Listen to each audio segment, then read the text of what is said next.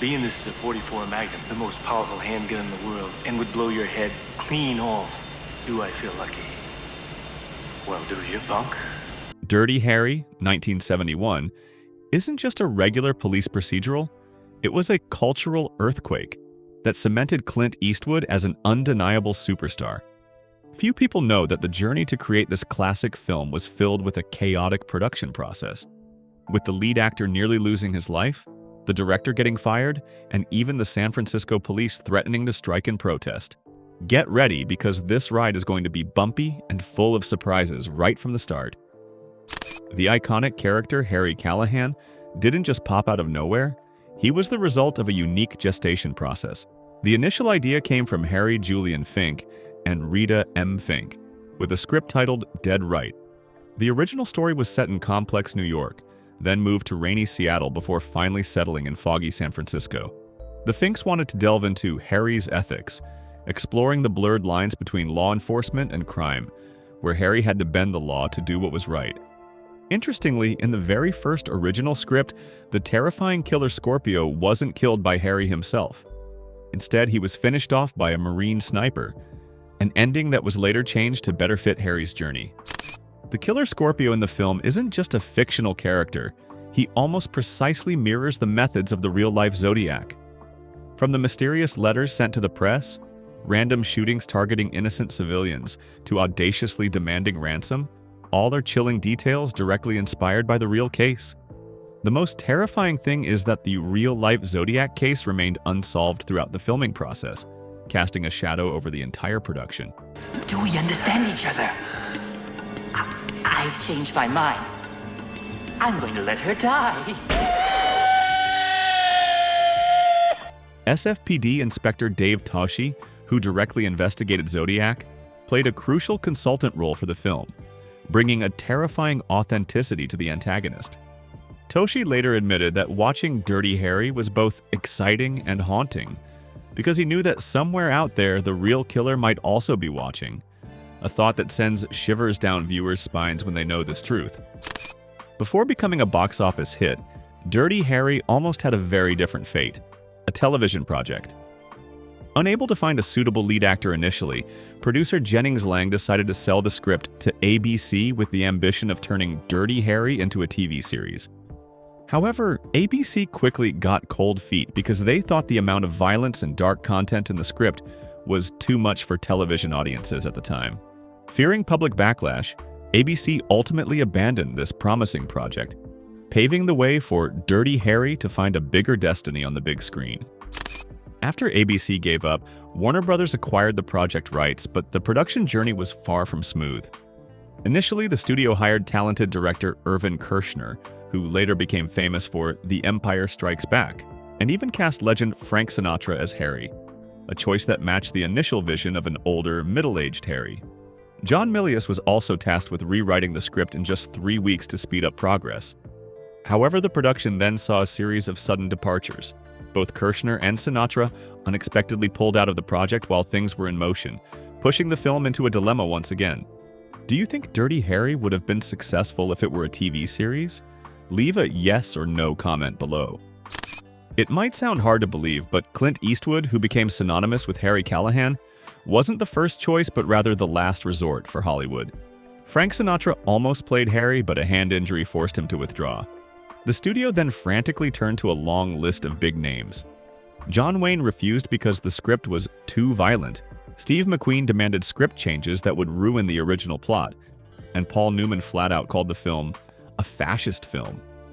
Even George C. Scott declined, unable to accept the film's level of violence. At one point, Harry was even envisioned as an older character in his late 50s, with stars like Wayne, Burt Lancaster, and Robert Mitchum considered. Finally, after months of rejection by top names, Warner Brothers fell into Hollywood's desperation and reluctantly turned to the Italian-style cowboy Clint Eastwood. This was the last choice, not destiny as many still believe. After many stars and directors pulled out, word of Dirty Harry's potential script still spread, catching Clint Eastwood's attention. Paul Newman, despite refusing the lead role, introduced Clint Eastwood to the project, a critical turning point. Eastwood wanted to go back to one of the earlier scripts where the killer was called Travis, not Scorpio. and he only targeted wealthy, powerful individuals who had escaped justice. A different take on justice. Director Don Siegel joined at Eastwood's special request. Siegel was also unhappy with the original ending where a Marine sniper killed the killer because it took away Harry's journey and central role in concluding the story, thereby affirming Eastwood's and Siegel's unique vision for the film. Harry Callahan's distinctive, unmistakable look, his familiar brown leather jacket, dark pants, and white shirt, seemed carefully designed but was actually a delightful coincidence. On the first day of shooting, Eastwood wore his own clothes to the set without needing the costume department to prepare anything. Director Don Siegel immediately loved the unpretentious, simple yet rugged look, strongly reminiscent of a real working man. In fact, that brown leather jacket was Eastwood's personal jacket that he had owned for over 5 years. Even the shoulder holster was Eastwood's own choice, based on his thorough research into how real-life detectives carried their weapons, creating an unexpectedly authentic image. The character Harry Callahan wasn't created out of thin air but was a clever blend, a synthesis of 3 real-life San Francisco police inspectors, bringing a genuine depth to the character. Inspector Dave Toschi, who consulted on the film, provided sharp investigative techniques and extensive street knowledge, shaping Harry's methods. Inspector Bill Armstrong contributed philosophical conflicts with rigid bureaucracy, reflecting Harry's confrontation with the system. And finally, Inspector Frank Falson was the inspiration for Harry's tough, uncompromising attitude and his willingness to bend the rules to achieve justice. The writer spent weeks riding along with these inspectors, observing real police work, gathering every small detail to build a complex and multifaceted Harry Callahan, an icon of justice outside the law. Finding the villain Scorpio was also challenging, and the chosen actor faced unexpected difficulties. When Frank Sinatra was still being considered for Harry, American soldier Audie Murphy was the top choice for Scorpio, but sadly Murphy passed away. James Caan was also considered for the role. Ultimately, Andy Robinson was personally chosen by Clint Eastwood after seeing him in a play, sensing that Robinson could convey the character's madness and brutality. However, Robinson didn't like guns and trembled every time he had to use one, causing the crew to pause for him to train and get used to the weapons.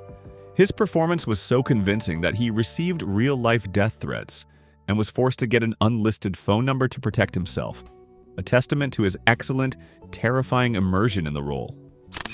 Don Siegel, the talented director of Dirty Harry, experienced tremendous pressure when the studio almost fired him midway through production. Warner Brothers executives hated what they saw in the dailies, believing Siegel had made the film too dark, violent, and controversial, unsuited for general audiences. Studio head Ted Ashley even flew to San Francisco with the intention of personally firing Siegel. What saved Siegel's job was Clint Eastwood's strong intervention. Eastwood had final cut approval and threatened to quit the film if they fired his director, stating bluntly, "Don understands this character," Eastwood told the executives. "If you fire him, you lose me." Siegel later called the experience "making a movie with a gun to my head," showing the tremendous pressure he had to endure. The most quoted line in action film history, "Do you feel lucky, punk?" Xerenia was not in the original script. The initial script had Harry deliver a much longer speech before the robber. Clint Eastwood felt that dialogue was too verbose and lacked punch, and he asked director Siegel if he could try something different. He improvised the entire "Do you feel lucky, punk?" monologue right on the spot, drawing from his own frustration with overly complicated dialogue in previous films. Do I feel lucky? Well, do you, punk? The crew was so stunned that they applauded when Siegel called cut, a moment of improvisation that created an everlasting cinematic icon. For the opening bank robbery scene to achieve startling realism, the production team used a unique and daring training method. Casting director Tim Scudder hired several ex-bank robbers who had served their sentences to directly train the actors. These former convicts taught the actors proper robbery techniques, how to handle weapons, and especially the psychology of armed criminals, from fear to desperation. One ex-bank robber even served as a technical consultant throughout filming, frankly remarking, "Hollywood always gets it wrong. Real robbers are scared, desperate, and improvise instinctively." Thanks to this, the scene vividly recreated the real chaos and tension of a robbery, leaving audiences breathless. The scene where Harry Callahan jumps from the bridge to stop the hijacked school bus wasn't special effects, but a series of real stunts requiring extreme bravery. This shot actually required 3 separate jumps by 3 different stuntmen. What's incredible is that no safety nets, no green screens, and no CGI techniques were used. The first stuntman, Buddy Van Horn, performed the dangerous leap from the bridge onto a moving truck. The second continued by jumping from that truck to the bus. And the third handled the final jump onto the bus roof, completing the breathtaking action sequence. Although one stuntman suffered a broken rib and another a concussion, all 3 succeeded, creating one of the film's most memorable action sequences, proving the courage and professionalism of those behind the camera. Do you think behind-the-scenes facts like these make you reevaluate the film? What's coming next is even more terrifying. It almost cost Clint Eastwood his life. Don't miss it! The thrilling rooftop chase scene wasn't just cinematic magic, but a real horror for Clint Eastwood. Eastwood, with his brave spirit, insisted on performing the dangerous stunts himself without a double. In a particularly chilling scene, he jumped between 2 rooftops, and the landing surface unexpectedly collapsed beneath him, causing him to fall 12 feet through rotten wood and rusty metal onto the hard concrete floor below. This terrifying impact left him unconscious for several minutes, blood flowing from his forehead and his left shoulder painfully dislocated. But instead of going to the hospital immediately, Eastwood insisted on continuing to shoot, with inspiring words. Harry wouldn't give up, he is reported to have told director Don Siegel, and neither will I. Amazingly, the blood you see on Eastwood's face in the final chase scene, that's his real blood, a testament to the superstar's absolute commitment. Initially, the SFPD collaborated closely with the film crew, but when officers read the script and watched the first rushes, a fierce wave of protest erupted. Many were horrified by Harry's spontaneous methods of action, feeling that the film depicted police work as brutal, lawless, and not adhering to procedure. Just 3 weeks after filming began, more than 24 SFPD officers serving as consultants and extras went on strike simultaneously, refusing to continue their cooperation. Police Union Representative Tony Bell spoke harshly, calling the film a dangerous misrepresentation of proper police procedure, showing the severity of the opposition from the very police force the film was portraying. Before Dirty Harry, the .44 Magnum was a little-known and not very popular hunting weapon. But after the film's release, with Harry Callahan highlighting its power, demand skyrocketed so incredibly that Smith & Wesson couldn't keep up with orders. Gun stores across America reported waiting lists stretching from 6 months to even 2 years just to own this gun. More alarmingly, the FBI recorded dozens of criminals who specifically cited Dirty Harry as inspiration for their weapon choice, showing the film's deep and sometimes negative societal impact. Before Dirty Harry, Hollywood rarely produced films about serial killers because they were considered too disturbing and unsuitable for general audiences. But when Dirty Harry became a resounding success, every studio in Hollywood rushed to develop similar projects, recognizing the genre's potential. The film's breakthrough success directly led to the birth and popularization of classics like The Texas Chainsaw Massacre, Halloween, and eventually The Silence of the Lambs, works that defined the psychological horror genre.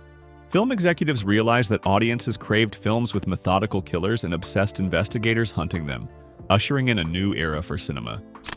Andrew Robinson's chilling, terrifying performance as Scorpio wasn't just pure acting, it was based on extensive research into real FBI crime files, bringing a terrifying level of authenticity. The production team had access to confidential files from various serial killer investigations, providing Robinson with deep insights into criminal psychology. Robinson spent weeks with FBI behavioral analysts to understand how serial killers think, move, and interact with their victims. He later revealed that playing Scorpio caused him years of sleepless nights, and explained, "I had to get into the mind of a monster.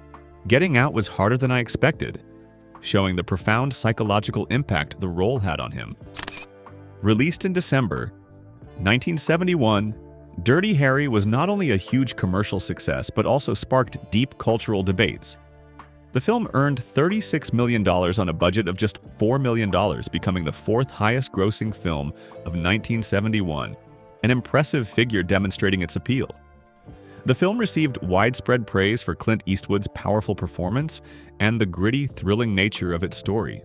However, Dirty Harry also faced negative reactions and fierce controversy, sparking widespread debate around the nature of law enforcement, police brutality, and civil liberties, making it a multifaceted cultural phenomenon, both loved and criticized. This is the most terrifying truth, a secret hidden for decades and only recently revealed. In 2007, retired SFPD Inspector Dave Toschi revealed a chilling piece of information. The Zodiac Killer most likely attended the film's premiere in San Francisco on December 22, 1971. Security footage showed a man matching Zodiac's description entered the theater alone and sat in the back row, wearing sunglasses, and leaving immediately when the end credits rolled, avoiding the crowd like a fleeting ghost. Most disturbingly, a letter received by the San Francisco Chronicle 3 days later, written in Zodiac's characteristic cryptic style, mentioned specific scenes from the film that had been cut from all trailers and promotional materials. This almost confirms that the notorious killer watched his own crimes dramatized on the big screen, a truth that haunts to the core. If you found these things interesting, don't hesitate to share this video with your friends, and subscribe to the Weird Film Facts channel so you don't miss other weird facts about old movies in the future.